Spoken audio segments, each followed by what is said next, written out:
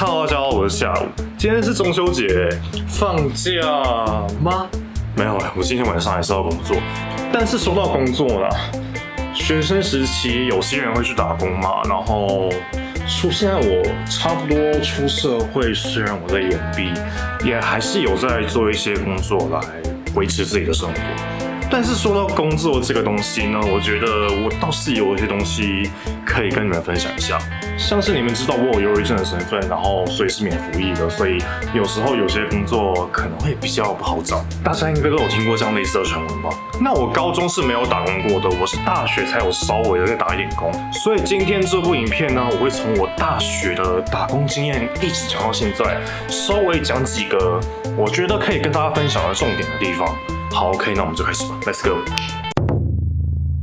首先，我是桃园人，然后我在基隆念书。照理来说，我既然在基隆念书，然后我也住基隆的话，我应该会是在基隆找一个打工是最划算的。但是 ，no。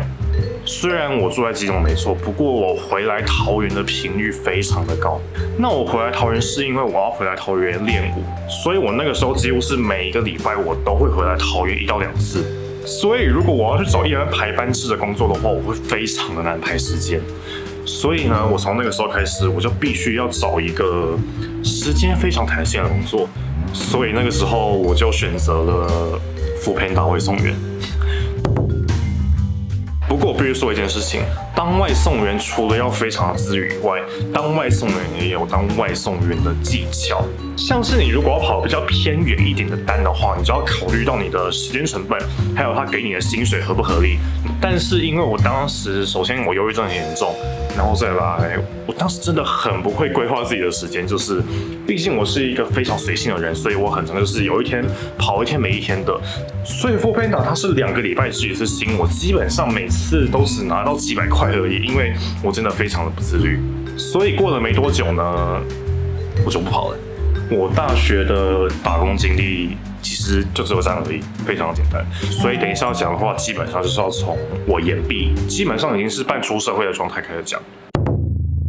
我的第一份打工呢是做社会住宅的业务，就是你们如果有在租房子看591上会看到一些什么社宅啊，那些东西就都是社会住宅的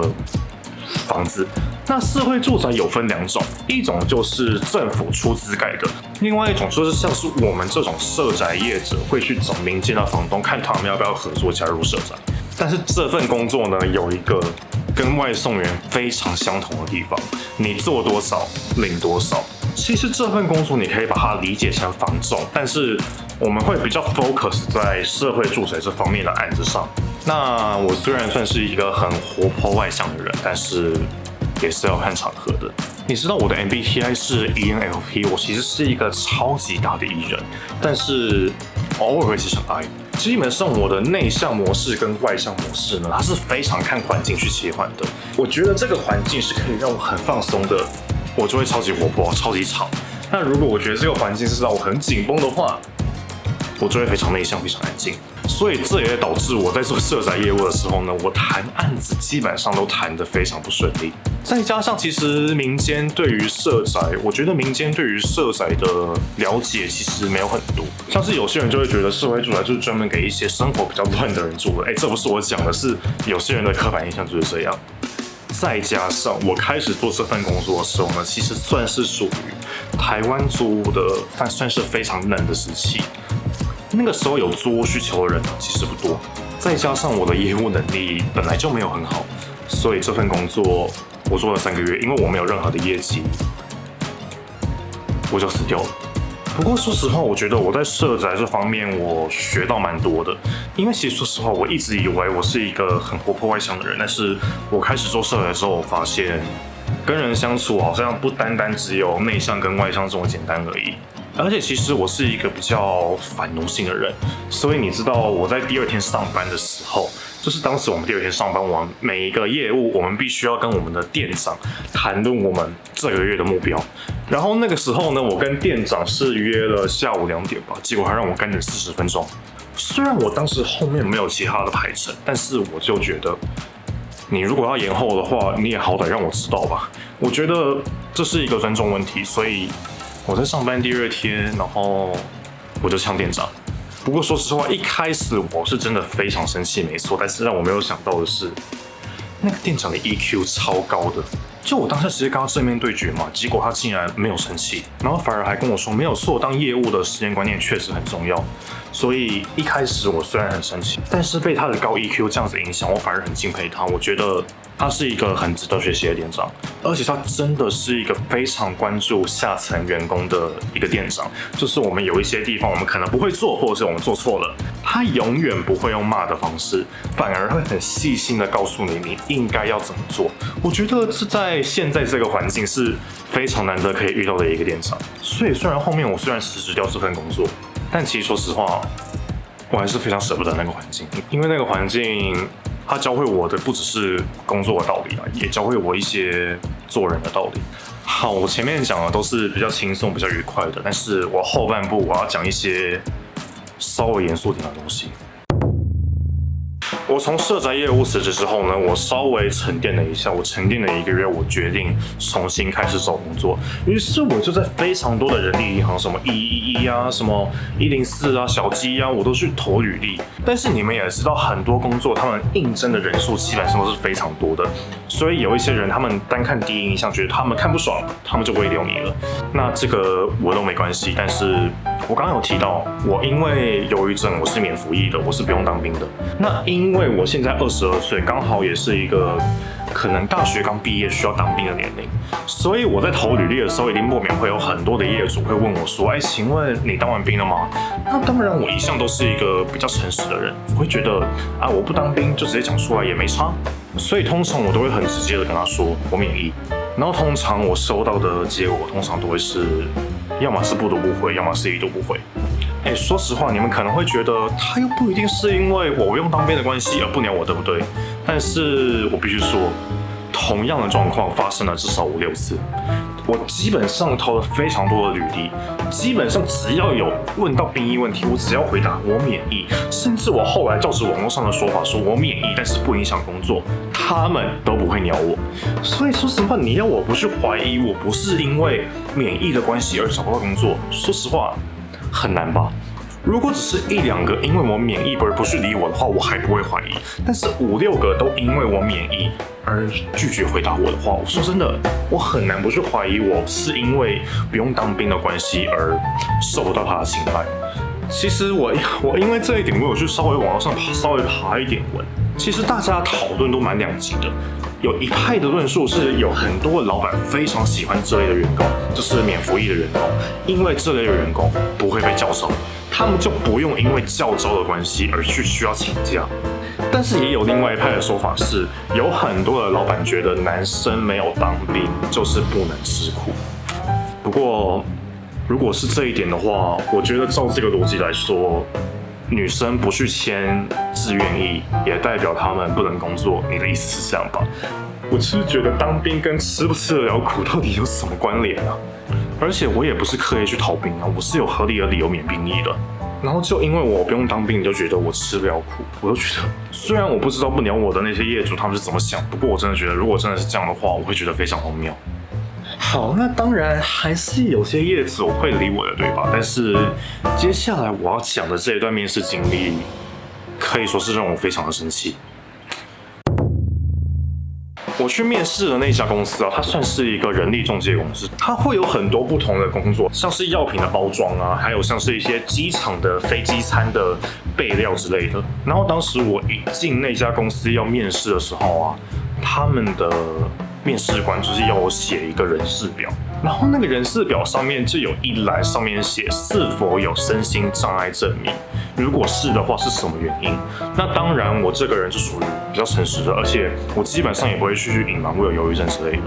所以我就很理所当然的在那一栏上勾是，然后写我有忧郁症。然后结果那个面试官一看到我把忧郁症写上去，他马上劈头就跟我说，以后千万不要把忧郁症写在你的面试单上。然后他给我的理由是，这样子主管会不知道怎么跟我相处。其实说实话，我当下的感觉是，我觉得我明明很有勇气的把我有忧郁症这件事情讲出来，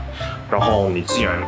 践踏我的勇气。我觉得当下是觉得我的勇气被践踏了。我并不是要说我有忧郁症，然后我很了不起怎么样，我只是很诚实的告诉你，我就是有忧郁症这个状况而已。而且说实话，我觉得你要用主管不知道怎么跟我相处这一点，我会觉得非常的好笑，因为现在忧郁症其实真是非常的普遍。我其实不太相信你们公司里面不会有忧郁症的员工，只是他们不会想讲而已。而且你在跟我面试的过程，我们基本上都是正常对谈，我也没有怎么样。然后这样子你就觉得主管会因为我有忧郁症的关系，他就会不知道怎么跟我相处。而且说实话，我觉得你既然有这个疑虑的话，你要不要把你的人事表重新改过一份，把有没有身心障碍证明那栏删掉？就拜托不要为了配合政府在那边作秀给我们跟政府看好不好？一点意义都没有。我觉得在这种心理疾病这么普遍的时代，如果你们要以主管不知道怎么跟我相处，然后把忧郁症排除在外的话，说实话，会更多人得忧郁症，然后更多人得忧郁症，然后每个人的状况又不一，你们反而更麻烦好吗？拜托不要那么傻好吗？OK， 所以我经历了外送员、社宅业务，然后一系列的投履历跟面试的流程，我现在究竟在做什么呢？其实说实话啦，我现在还是有依赖家里的资助的，但我其实也很清楚，我不可能一辈子依赖家里的资助，所以我还是有选择去工作。所以现在，因为平常要忙的事情真的还是挺多的，然后我会觉得，在赚钱之前呢，还是要顾及自己的生活跟健康，所以我选择回去跑外送。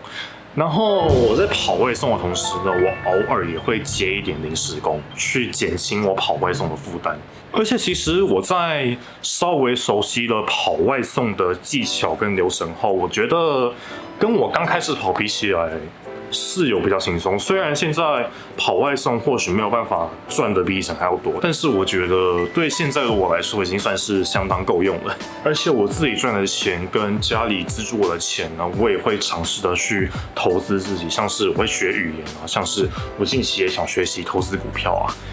所以我也会慢慢的去把跟家里的经验慢慢的断开。我知道有些人可能家境比较辛苦，他们可能很小，可能可以工作的年龄可能15、16岁，他们就开始打工养自己了。说实话，那个其实我也会觉得很厉害，我也会觉得很佩服。但是我觉得我的家人竟然有能力，而且也愿意资助我的话，我觉得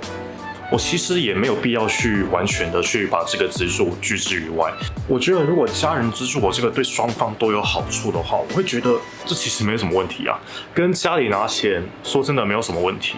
我觉得跟家里拿钱是对的还是错的，最主要还是心态的问题。我们就拿大家所讲的草莓族跟啃老族来举例好不好？我觉得怎样才算啃老族？就是你一直跟家里拿钱，然后你也不尝试的去努力去给自己生活，你都已经差不多可能30、40岁了，你还靠家里养，那种我才会觉得叫做啃老族。但是我觉得如果他还是有努力的，就算他有拿家里的资助金，然后家里也不是没有能力给的话，然后他自己本人也是有努力的在工作，努力的在往上爬的话，我会觉得跟家里拿钱真的不是什么见不得人的事。所以我现在也很努力的在投资自己，然后尽力的去做到经济独立啊。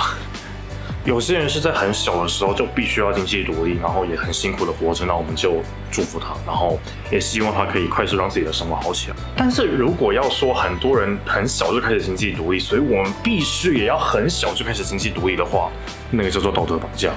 说实话，我真的觉得这没什么好比较的。他每个人的起跑点本来就不一样嘛。你如果在一开始有一个好的资源，但是你不好好的去运用的话，你照样会烂成一锅粥啊，